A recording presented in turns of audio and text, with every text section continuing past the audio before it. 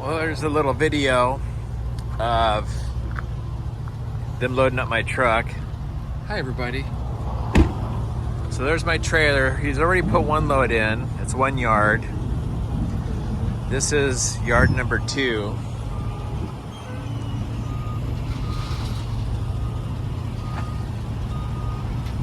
And when you buy 7 yards at a time, it's called a unit. And when you buy a unit, you get 10% off. So it's cheaper for me to buy it by the load. So there's one. I mean, there's two buckets full, which is 1 yard. Let me rephrase that. Each bucket is 1 yard. So I'll get 7 of those, and that'll be 1 unit. This is at Lane Forest Products. These swimming pools here are for some planter boxes that I have. I'm kind of experimenting with it. So this will be bucket number 3. And then when we are all loaded up, I gotta tarp it down and off we go. Here's the load. And I'm gonna tarp it real quick, and I'll show you what that looks like here in just a second. Okay, I'm all loaded up. That's 7.5 yards actually.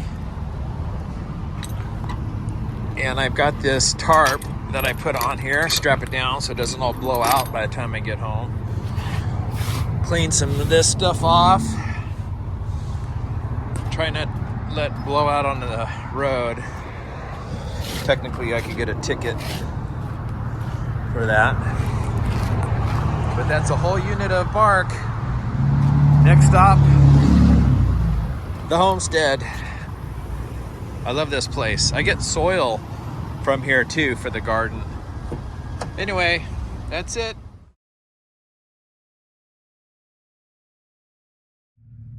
All right, we're back at home. Here's that load of Barker mulch. That's the first load. This is actually called pebble bark. This is going to be for the walkways. And this is Barker mulch. I know it's very similar, but there's a little bit different things happening with this. And the way I unload it is with my dump trailer. There's all the hydraulics in there. I take this button, push up, and it'll lift it all up, and it'll dump it out, and then I'll get my pickup and pull forward. Sometimes I'll get my tractor and kind of make it into a nice little pile. But this lifts up, and I dump it, and then after today, probably tomorrow morning, I'll go down and get 2 more loads of Barker mulch, and that'll be it. That will take care of all of that landscaping up around the house. If you do this, it cuts down on water. It basically traps moisture in the ground. That's what mulch is good for. Also to keep the weeds down. And that is a big plus because it can get overwhelming with weeds. Because even though this looks like grass, this isn't grass. It's all weeds. Over there, all weeds. So you can imagine it would just take over that stuff pretty quick, like in 1 year. So it's almost to the top. And we're topped out, and now I'll get in the pickup and drive forward, and it'll dump it all out. That's the plan anyway. Hum boomer. All right, let's see. All right, there's 7.5 yards. It's all empty. Close her up, and I call it a day for hauling bark. 2 loads. 2 to go. All right, just finished dumping those loads. This is what I use that stuff for. Our dry creek bed, and we put it over there in the landscape. And also, I use it. Stuff I'm gonna get tomorrow, I use for stuff around my trees. This is called walk-on bark. It's a bigger, thicker bark. for the pear trees, and I'm gonna put some out here. And while we're out here, let me show you what we got. I put down some new plastic yesterday. It looks a lot better. We got our berries, thornless berries, and we got our blueberries. They're just about ready to go. Those little flowers are gonna be blueberries. And we have a new addition to the garden. I have all these boxes I think I was telling you guys about. Those are all strawberries. They're doing good. Little flowers. We're gonna have strawberries pretty soon. And we got a whole mess of onions. Everything you want, every color, every size. And we have sugar snap peas. These are delicious. And here's what's fun. I've got potatoes. Those are Yukon Gold potatoes. That's gonna be a lot of potatoes. And these are the red potatoes. Got those guys happening. They're just starting. Pretty soon you won't be able to see any soil. These will be probably 18 inches high, completely covered, but they're just poking through the soil now. And let's see, those are butterball. I can't remember the name of them. What are the name of these guys? German butterball. That's what I said. Anyway, these are all cabbages. What's neat about these is I'll harvest all these, put them in the freezer, and be able to put another batch in there. And these are spinach that I grew from Michaela. She wants to freeze dry them and powder them and put them in the kids' milkshakes or the protein shakes so they won't know the difference. We got some parsley happening, and then we have just different herbs and some lettuce over there.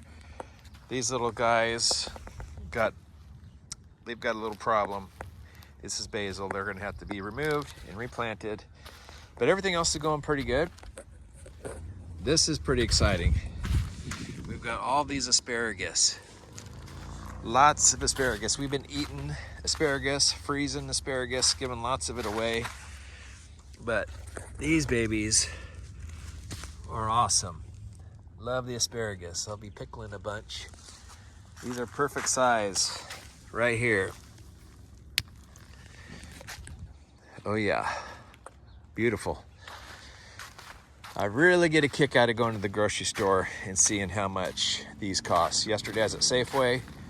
Non-organic was $5.99 a pound. These are all organic. And we got them coming out our ears for now. These are little baby asparaguses coming up. That's what they look like when they go to seed, drop the seed. Got lots going on.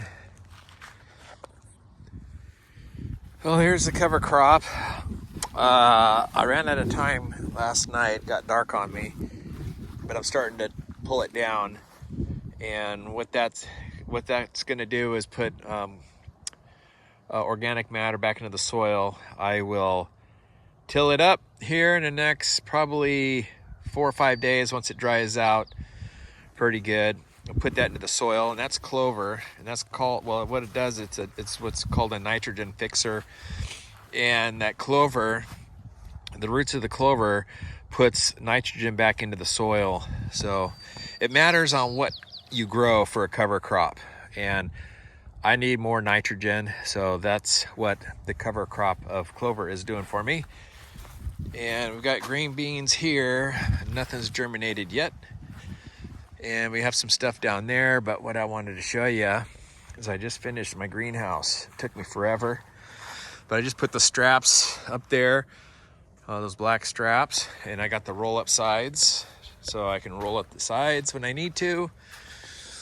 Put the vent up there, so when it gets too hot in here, those things open up automatically. But I finally have some stuff in here. I've got my indeterminate tomatoes back here, and those will all get strung up to the top. I'll put my determinate tomatoes down here, which is what I have those swimming pools for. I'll show you guys that later. But I've got broccoli and cauliflower in here, over to there. I'm just gonna keep filling this up. This is the shade screen that's gonna go on top of the greenhouse when it gets too hot.